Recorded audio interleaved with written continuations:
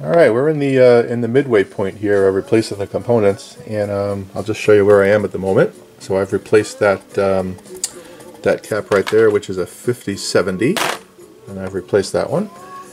And I replaced these two, which are 0.47s, and these are 0.1s. And I've replaced these two capacitors, which are 25-25. And I did test the old components. These caps were out of spec, way out of spec. The point ones were good, were okay, but the point 47s were definitely not good. They were actually way too high. And then these electrolytics, these Mallory's, were also out of spec. They're supposed to be 25, and they came in at like 48, so definitely too high. So we're going to keep plugging along. We'll keep all the components, obviously, because they are vintage. And we're going to continue. So the next step here is going to be starting from here and working on this side. And this is where I had the problem, if you recall, when I was tapping them. So this is the section that's going to be critical, right here. Alright, I'll be back. Okay, as you can see, we've completed all the recapping. So we've got all these wonderful little orange drops in here. We've swapped out the electrolytics right here and right here. We've swapped this out, obviously, and that's the bias cap. And everything else has been checked. I checked all the values of these resistors. I've also retouched up some solder joints. Everything is solid. And really the next thing for us to do is throw it up on my old test gear here and see how it works. So, so that's what we're going to do next. So let me flip this thing over, get everything connected where it needs to be, and we'll see how it goes. Be right back. Okay, now that we have the amp all capped on the bottom, we're going to just throw it up on the test equipment and see what it looks like. So I've got the chassis flipped over here, obviously. Makes it a lot easier. And you'll see I've got my input, which is connected to the alligator clips, which is going to the signal generator right there. Same settings, okay? 100 kC, 5 output voltage times 10, and 100 millivolts there. And I've got obviously my volume at 0, and I've got my tone, treble and bass at 5. I've got everything going to the scope, and we're going to turn the volume up very slowly and see what happens. Okay, we're currently on about 5. And you'll see this thing is rock solid. There's even no there's no clipping. I mean, it's good.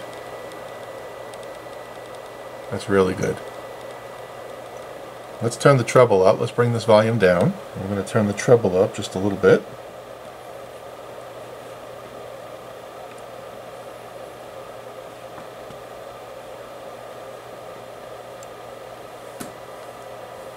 Really good. Let's turn the treble.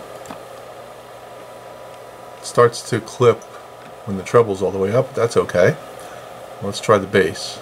See if that has any bearing. Bass is all the way up.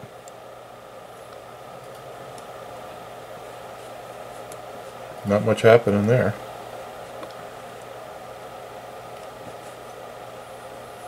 So, I think we have a success. That's a really clean signal right there. That thing is solid.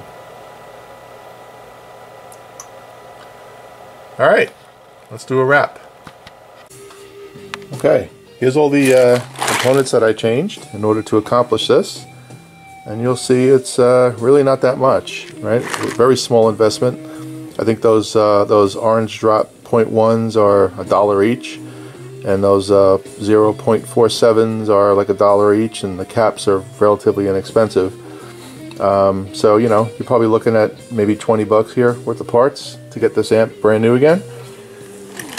I also do have a pair of matched output tubes, and these are the 6L6GCs. So I'll do a bias on this. Actually, I'll record the bias as well. We'll do that next. And the only thing I haven't done yet is this power cord. So I haven't replace the power cord yet, and that'll be something I do off camera. Right? I do have this special tool to get this strain relief out. You'd be surprised how well this thing works. I don't know how many of you have struggled with a pair of pliers to try to get that thing out. Amazon, does a great job. You just squeeze it, pull it out, it comes right out, and same thing when you put it in. Really, really easy. And you can pick that up on Amazon. This is a, let's see, a Pros Kit CP311. So check that out. All right, let's do a bias on this thing, and then we'll wrap up the series. Okay, so we're going to do a bias on this amp. In order to do that, I'm using the Bias Master right here, and we'll show you how that works in a minute. All you do is you take this adapter, just like this one, and you plug it into the tube sockets, and then you plug the tubes into this, and then it connects here with RCA connectors. So we've got the amp all warmed up, and first rule is we're going to keep the volume down at 0, and we're going to turn this thing on. Let's see what we get. So this is tube 1. And you have to let this thing warm up pretty good. It's been on for about 5 minutes. So we're fluctuating 43.5-ish. Let's take a look at the other tube. 53.2. So now you see why you have to bias these things. So these are the two output tubes that we're measuring, and they're different. One's pushing harder than the other. So the objective is to get them as close to each other as you possibly can. Now on this particular amp, these Bassman amps, there's only one bias adjustment, so you have to try to get a happy medium.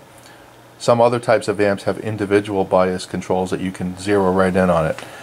So we want this 43 to go up, and we want this 52 to go down. So on this particular amp, right here is where you adjust the bias. So we're going to put our screwdriver in there, and we're going to dial this down just a little bit. Wrong direction. I'm going to go down to 48. Let's see what happens there. 47.9. Let's go to channel 1. That's like right on the money.